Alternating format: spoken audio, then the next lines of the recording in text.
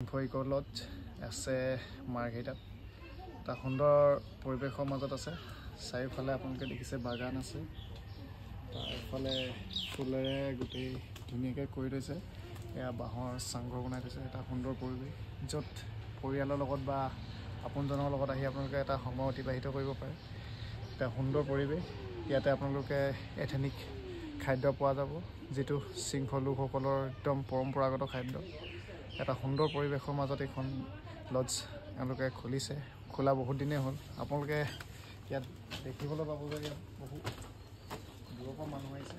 এওঁলোকৰ লগত আছে জাপানৰ পৰা অহা লোক, টাইৱানৰ পৰা অহা লোক, আপোনালোকে দেখিব কোৰিয়ানৰ পৰা আহিছে।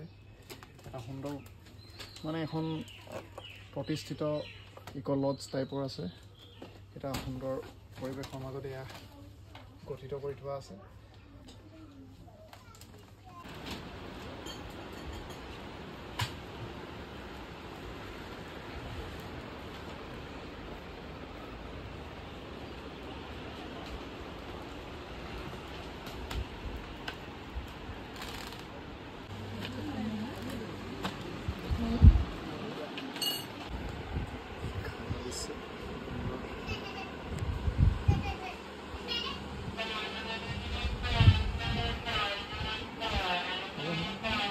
শৃংখ ইক' লজখনৰ পৰা ওলাই আহিলে এইটো বাহিৰৰ পৰিৱেশ, এটা মনোমোহা পৰিৱেশ আপোনালোকে দেখিছে।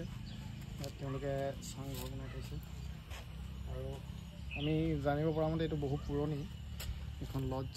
ইয়াত আপোনালোকে ষ্টেও কৰিব পাৰিব, থাকিব পাৰিব, খোৱা লোৱাৰ সুবিধা আছে। আমি এতিয়া ইয়াত ইথেনিক খানা খালোঁ। ভাল সুন্দৰ শৃংখসকলৰ নিজৰ পৰম্পৰাগত খাদ্য বনাইছে। বাহিৰৰ পৰিৱেশটো দেখিলে আৰু এটা ভাল লাগে। এটা সুন্দৰ আৰু শান্তিময় পৰিৱেশ এটাত এই লজখন তেওঁলোকে বনাইছে, লগতে ফুল সজ্জিত কৰি ৰাখিছে। এইটো এটা ভাল লাগিছে।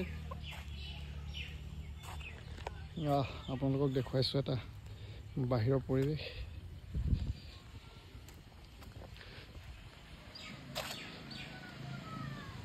এখন সুন্দৰ লজ বুলি ক'ব লাগিব, যিটো মাৰ্ঘেৰিটাত অৱস্থিত। দুলীয়াজানৰ পৰা প্ৰায় 40 কিলোমিটাৰ হয়। আপোনালোকে ভিজিট কৰিব পাৰে।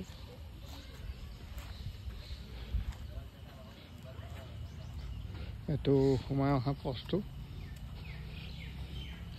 লগত চাৰিওকাষে চাহৰ বাগানে এই পৰিৱেশটো আৰু সুন্দৰ কৰি গঢ়ি তুলিছে।